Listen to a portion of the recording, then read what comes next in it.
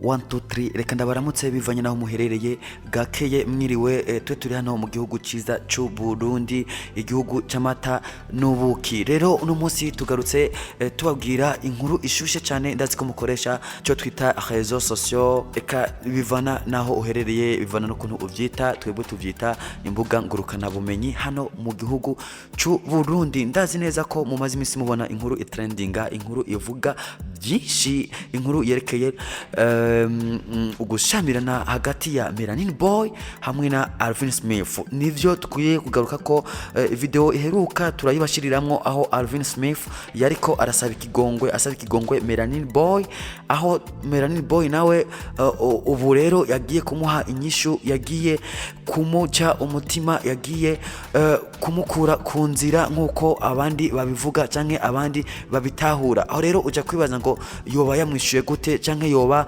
yamuciye umutima gute. Gumana natwe kugira ngo utahure kurusha, wongere wibuke kugira subscribe kugira ngo uzokwame uronka amakuru ari update hano kuri no televiziyo yacu. Nkuko bisanzwe ndazi mwese ko mwamaze gutahura impamvu nyamukuru novuga ko ari imvo zibiri zagiye gutuma ivyo bintu. Imvo ya mbere nuko Alvin Smith yakoranye indirimbo na We Love Music bakiri kumwe, indirimbo yitwa Nshaka kumera nk'abandi. Ico gihe rero yarimo ombuze We Love Music, benshi baratahura ko ari Gusto Melanin na DJ Fernando. Ico gihe bari bagihuza, Alvin Smith niko kuca abitura barakora collabo, ariko kwa kundi bisanzwe indirimbo isigara muri studio ikazokosorwa buhoro buhoro. Rero Alvin Smith acaja gukenera kuyikosora mu gihe We Love Music batari bakiri kumwe, batari bagihuza, batari bagicana waka. Muratwe bagiye barakora byinshi nkuko mwagiye murabibona kuri zino mbuga zitandukanye. Aho rero bamaze kuba baratandukanye, byari bigoye cyane gusubira guhurira muri ico gikorwa ngo baje gukosora. Alvin Smith niko kurondera Gusto Melanin, ntiyamukundiye ko ashobora kuja gukosora ivyo bintu, niko kuca yikora kuri DJ Fernando, aragenda ibintu barabikora barabiheza, indirimbo iba irasohotse. Mu nyuma rero ivyakurikiye sino bisubiramo, muraja kubibona muri no video.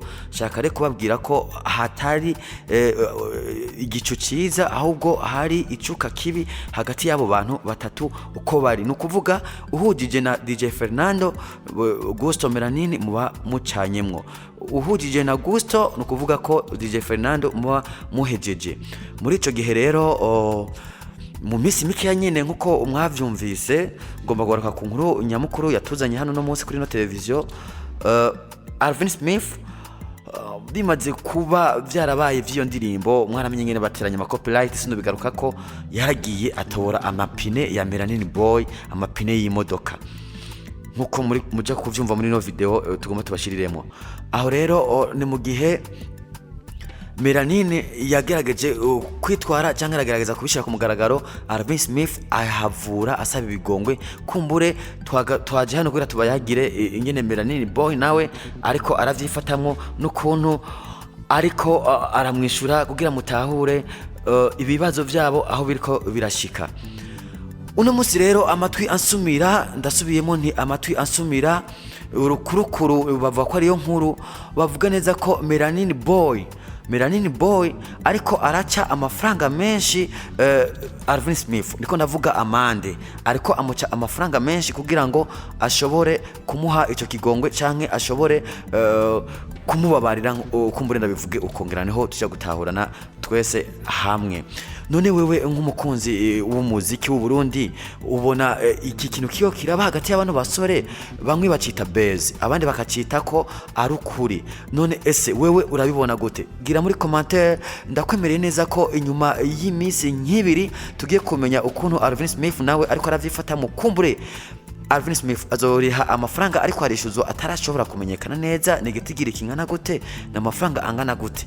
Aho rero niko ndababwira ko muri kano gakino runo gwaruka ruriko rakora ibintu bitari bike, ruriko ragerageza guteza umuziki imbere, ariko bari kubazana ibintu bitigeze bimbaho mu yindi miziki nko mu bundi bukino bwaho mu Rwanda cyangwa Tanzania, aho bobo ivyo twita gushamirana atari mu gakino, atari kwa kuririmba ngo baririmbe badisingane bagire gute, tutigeze tubibona aho twovuga ngo naka yagiriye nabi uyu ubundi ngo agirira nabi uyu. Ariko eske zo bari ama creation bariko barakora canke ko bari kutitahura ku muziki wewe ubitahura gute?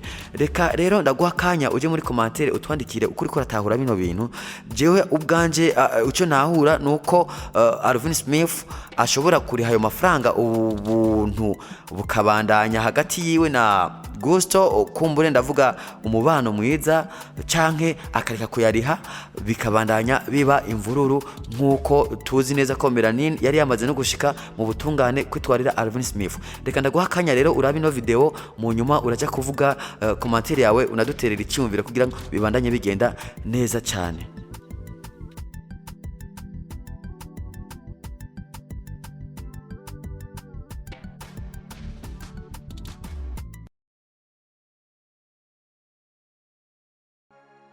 Muza kumbabarira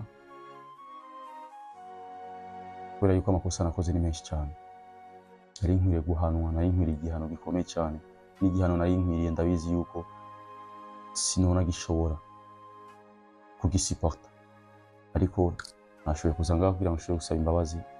Mumbabarire no kuri kw'Imana, ivyo nagenda akora byose nisubiyeko, nzogerageza kugira ngo dushobore kubana neza, kuko ubundi ikintu gikuru mu buzima no kubana neza n'abantu, kubera yuko udafitanye imigenderanire myiza n'abantu ntaco uba wimariye, ntaco uba umaze ku isi, kubera yuko kuri isi turakeneraniye twese. Wowe urankeneye, ndagukeneye, aragukeneye, turamukeneye, twese turakeneraniye, kuko nta muntu n'umwe yikwiza mu buzima, umuntu wese aba akeneye uwundi. Rero mu mwanya uba uri kuriteranya n'abantu, ntihandi usanga n'umunsi witavye Imana urabuze abantu baguherekeza kubera ibibi wagiye urakora bitandukanye. Wallahi ndasavye imbabazi, ndasavye imbabazi, ndatakanje mumbabarire, ivyabaye byose ntibizosubira kuba, ivyabaye byose ntibizosubira kuba. Je vous donne ma parole. Melanin, iyi video ndazi yuko abakunzi b'umuziki ndundi aho bava bakagera nibayibona baraza gufata iyi link bayipartage bayiguhe kugira ngo ushobore kuyibona, kandi ndizera yuko iyi video inkoze uza gushikira. Ndasavye imbabazi bro, ivyo nagenda gukorera byose bibi, wallahi ndasavye imbabazi, kandi ndizera yuko uza kunkirira imbabazi. Hama dukomeze tubaho neza, dukomeze duteze imbere umuziki ndundi.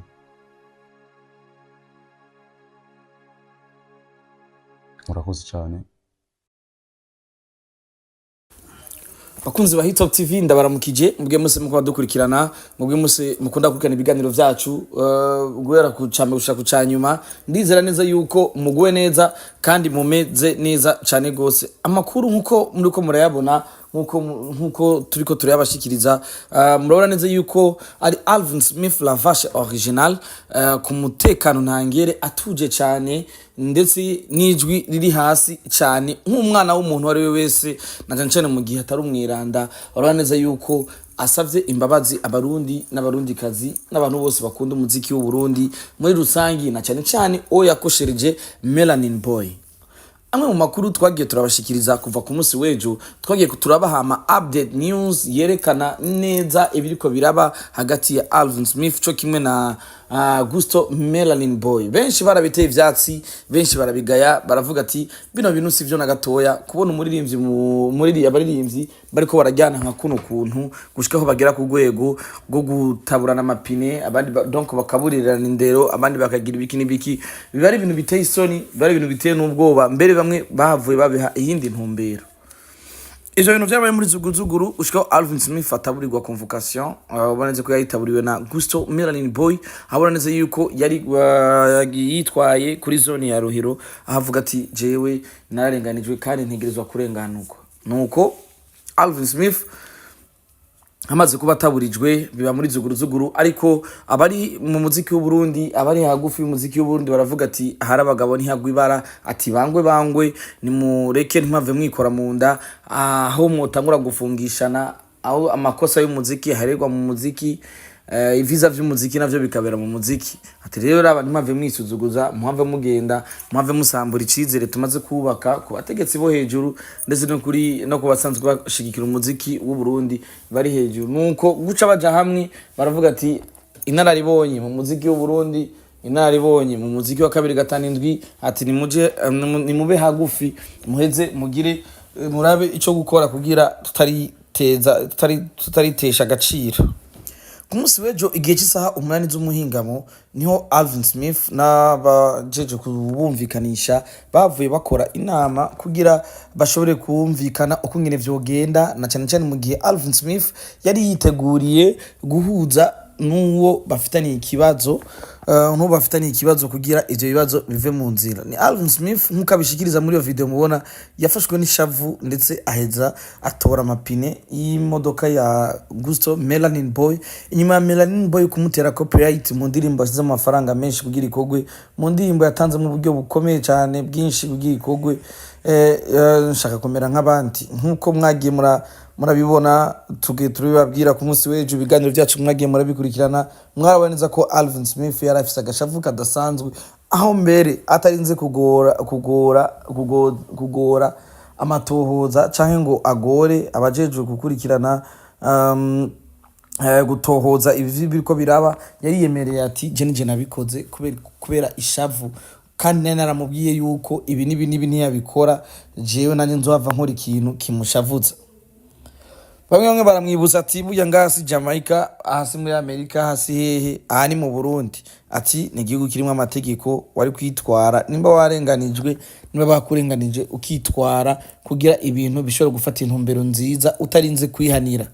Nuko La Vache Original amaze kugondozwa na bamwe mu bantu bariko baramubwira yuko hari amakosa yakoze, nuko La Vache Original kuca yemera kuja mu biganiro n'uwo yakoshereje kugira barabe ico gukora, kubera ko agashoka arababaza kandi agashoka arajyana, kandi iyo ufungishije umuntu burya uba ufashe iyindi ntumbero itari nziza, kuko agashosi keza na cyane cyane ku muziki w'u Burundi. Ibintu byo gufungwa no kugira ibiki n'ibiki ni ibintu twasezereye, bisaba yuko umuziki wacu twese dusenyera ku mugozi umwe, tugakorera ku mugozi umwe, hama tukubaka Uburundi bwacu bwiza bushasha mu muziki w'u Burundi. Ibi byose biriko biraba mu gihe umuziki wacu w'u Burundi wariko uratera imbere ku muvuduko udasanzwe. Mbere bamwe mu basanzwe bakunda umuziki hano iwacu baravuga neza yuko ivyo biri mu bintu bituma umuziki wacu mbere unatera imbere cyane kuruta, kubera ko showbiz biri mu bintu vyubaka umuzika wacu. Showbiz biri mu bintu bituma umuziki wacu uduga, donc level ziduga, kubera ko haba ariko haraba showbiz zinjiriza umu artiste ndetse zikinjiriza umuziki wacu. Tukira hanyene ibibazo mu muziki wacu ni vyinshi muri kino gihe, ariko bamwe ngo bikaba bibabera icigwa. Ndavuga ku managers no kubaririmbyi bonye n'ubwabo, uhereye kuri DJ Paul arakubwira yuko gufasha abaririmbyi kunuku masezerano, abaririmbyi nabo bakakubwira ati nitwamara kuronka amaviza yo kuja hanze natwe bizoza turagira amakontru kunuku, canke ntihagera ko haba mu boss ashaka ko dukorana igikorwa turabigira kunuku. Aba promoters nabo batwara abaririmbyi hanze bakubwira ati ninasubira guhamagara umuririmbyi wo mu Burundi nzomutegeka kugira ibi nibi. En fait umujournaliste nakakubwira ati nashaka gukora inkuru nzokora inkuru nanje nkingira inkuru idatuma jewe mboneka nabi canke mboneka haba ikibazo. Ino nkuru nkikikora benshi baravuze Landry promoter kunuku, ariko ndabibutsa neza ko je ndumumenyesha makuru ntegerezwa gushikiriza inkuru ukwiri ndetse no kurikirashikirizwa, ndetse nkahiya abakunzi b'umuziki, na cyane cyane artiste akora ikintu kugira ashobore kwerekana yuko akeneye support y'abamenyesha makuru n'ababigeza kuri. Nturinda kubaza ngo urumva ngo bindabikore uri umunyamwuga ntawe kwinjiriza mu kazi kawe, urakora ikintu gituma wowe ubwawe abakukurikirana cyangwa abagukunda baronka ama update news, kuko ni ibintu biba byaciye ku mbuga zabo, ndetse n'ibintu bwabo baba bivugiye baba biyagiye babashikirije. Rero iyo umuririmbyi ashikirije ikintu nturinda kumubaza ngo kinda gishikirize, aba yabishikirije kugira wewe ubwawe na wiyongeze uheze ubishikane kure. Mu gihe umuririmbyi w'umurundi akoze ikintu ntihagire support nimwe umenyesha makuru canke media igira ikivuze, usanga wewe ubwawe umenyesha makuru uba utari umunyamwuga. Kino kiganiro ndagikoze nk'umwe mu bantu yatanguye mu kubashikiriza ino nkuru gushikaho yari yigeze ku munsi w'ejo, ndetse nanje ndayibashikirije nk'umwe mu bantu nk'umwe mu bantu bayitanguje ndetse bayiheraheje, ntegerezwa kubashikiriza amakuru uko ari kugira haboneke mwumve neza kano kanya ko amahoro n'umutekano bihari mu muziki wacu w'u Burundi, ndetse abaririmbyi bacu kano kanya bamaze guhuza ubu ari amahoro hagati ya Melanin Boy na Alvin Smith. Ubu amahoro ari yose, Melanin abamuzi barazi umutima wiwe, Alvin abamuzi barazi umutima wiwe. Alvin turazi twese ko ari umuntu mwiza, benshi baramuzi, bamaze kugendana benshi baramuzi, abazi Melanin baramuzi. Rero nakanya ko kubaranira twubaka umuziki wacu, dushigikira umuziki wacu kugira umuziki wacu ubandanye utera imbere ku mpande zose, tubandanye twiyugarane kugira ntitubandanye twinjirwa n'abandi bari baratunyaze umuziki wacu bigatuma udatera imbere. Rero jewe ndabakunda nka Landry Promoter, kino kiganiro ndagikoze ndasubiyemo bakantera copyright, namwe muzoba mubibona, nanje ndaheza post ngo natewe copyright, ariko ntavyo nibaza kubera ko twese tuko dusenyera ku mugozi umwe. Ni inkuru ndiko nashikirijwe n'ububijejwe, kandi natwe tujeje gushikana ubutumwa bw'abaririmbyi kure, akaba ariyo mpamvu nafashe umwanya wo kugira nshobore kubashikiriza ano makuru. Ndabakunda cyane, ciao ciao, natwigera tunanirwa kiretse iyo twigirishije. Ndabakunda.